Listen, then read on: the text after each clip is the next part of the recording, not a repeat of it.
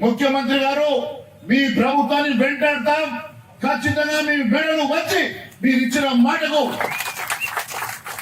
రుణమాఫీ జరిగే విధంగా మేము పోరాటం చేస్తామని తెలియజేస్తా ఉన్నాను. భారతీయ జనతా పార్టీ రైతుల పక్షాన నిలబడుతుంది, భారతీయ జనతా పార్టీ రైతుల పక్షాన పోరాటం చేస్తుంది. మీరు రుణమాఫీ చేసే వరకు మేము ఖచ్చితంగా పోరాటం చేస్తామని తెలియజేస్తా ఉన్నాను. అంతేకాదు ఈ రోజు నేను మీ అందరి సమక్షంలో తెలియజేస్తా ఉన్నాను, ఇప్పటి వరకు ప్రభుత్వం ఎంతమందికి మరి రుణాలు మాఫీ చేసిందో మరి ఇప్పటి వరకు పబ్లిక్ డొమైన్ లో పెట్టలేదు.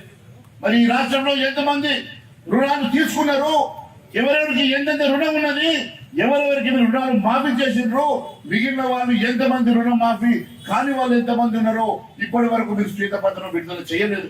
అందరికి రుణమాఫీ చేసిన అబద్ధాలు చెప్తా ఉంటే ఈ రోజు లెక్కలు చెప్తా ఉన్నాయి. ఈ రాష్ట్రంలో దాదాపు 60 లక్షల మంది రైతులు రుణాలు తీసుకుంటే మీరు కేవలం 22 లక్షల మంది రైతులకు మాత్రమే రుణమాఫీ చేశారు.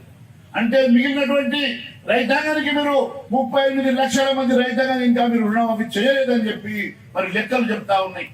అంటే ఈ రోజు కేవలం 22 లక్షల మందికి రుణమాఫీ చేసి ఈ రాష్ట్రంలో అందరికి రుణమాఫీ చేశామని మీరు తప్పుడు లెక్కలు చెప్పడం ఇది ఎంతవరకు సమంజసమని అడుగుతా ఉన్నారు.